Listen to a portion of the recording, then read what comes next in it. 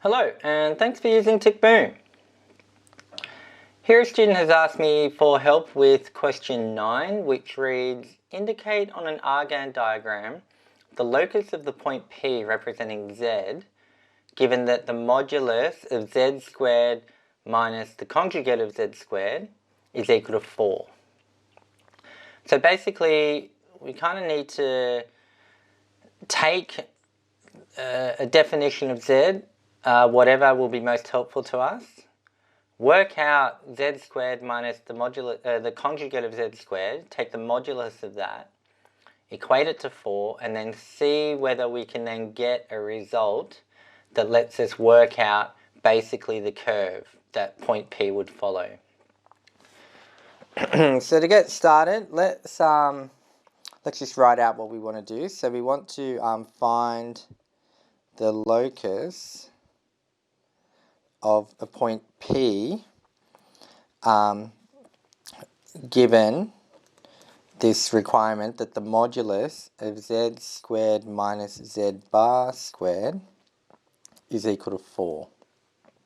So I think a helpful thing to start with would be to let z equal a complex number in the form x plus iy, and naturally that means the conjugate would be equal to x minus iy. So now what we can do is we can find each of these squared and take the difference and then see where we end up. So I'll start with z squared, which equals x plus iy squared, and then we just expand. So we'll get the first one squared plus twice the product plus the last one squared. And we could write that as x squared minus y squared, since I squared is -1, plus 2xyi. Alright, now if we look at the conjugate of z squared, that's going to be x minus iy squared. Similar expansion, we'll get the first one squared minus 2xiy plus minus I squared y squared, which will be x squared minus I squared is I squared, which is -1, so we'll get minus y squared minus 2xyi. Alright, now that we've got each of z squared and z bar squared, let's take the difference.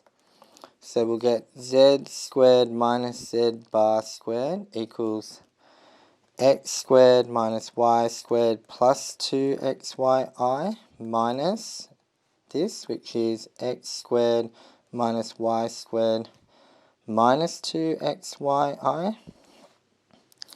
So if I just expand that, we'll get x squared minus y squared plus 2xyi minus x squared plus y squared plus 2xyi. This will cancel with this will cancel with this. These two added up will get 4xyi.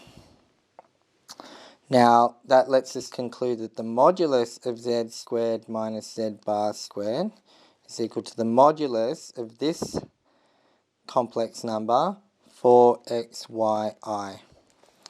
Noting that if we think about this complex number on an Argand diagram, if I just draw up a simple Argand diagram over here,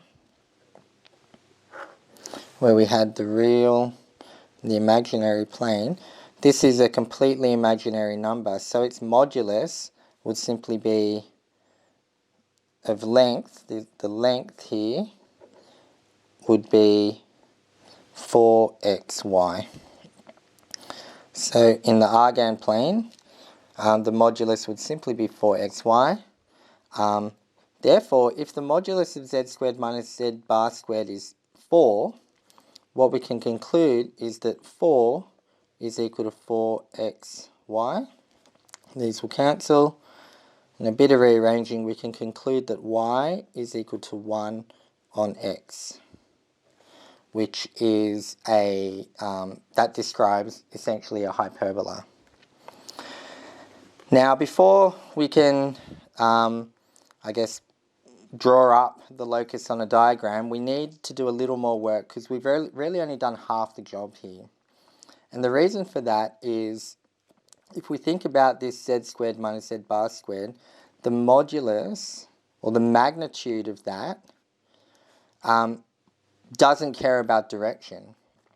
So the magnitude of z squared minus z bar squared is also the magnitude of the opposite direction of z squared minus z bar squared. If you think about z squared minus z bar squared being some vector, if we take the opposite direction of that vector, the magnitude would be the same. So we also want to find the magnitude of, if I expand this negative, we'd get z bar squared minus z squared. And if we think about what that would be, it would be the magnitude of z bar squared, so x squared minus y squared minus 2xyi minus this one here, which would be minus x squared plus y squared minus 2xyi, which would be the magnitude of, and this would cancel, minus 4xyi. And in a similar fashion, the magnitude of this number, it's a purely imaginary number, and it would have a length going the other way. So this magnitude would be negative 4xy, coming down in the plane. So therefore you could conclude that 4, this magnitude is also equal to this, so cancelling and rearranging, you'll also get y is equal to negative 1 on x. So actually, if we want to describe the locus of this point P when this condition is true, we need to plot both y is equal to 1 on x and y is equal to negative 1 on x. So I might turn over the page to do that. So I'll just draw up an Argand plane here. Maybe I'll make it quite big.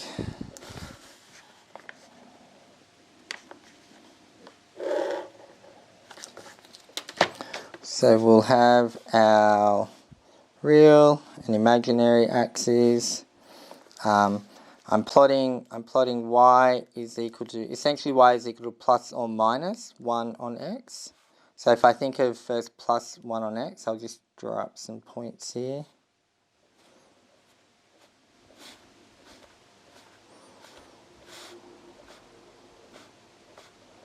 So go 1, 2, 3, 4, minus 1, minus 2, minus 3, minus 4, 1, 2, 3, 4, minus 1, minus 2, minus 3, minus 4. So if I say when x is equal to 1, y is equal to 1 on 1, which is 1. And when x is equal to 2, y would be a half. And when x is equal to half, y would be equal to 2. And this is just going to be a classic hyperbola curve, so you don't need to spend too much time plotting too many points. And you'll also get the same when x is negative 1, y would be 1 on negative 1, which is also negative 1. Negative 2, you get negative a half. Negative a half, you get negative 2. And you can plot a similar mirror image.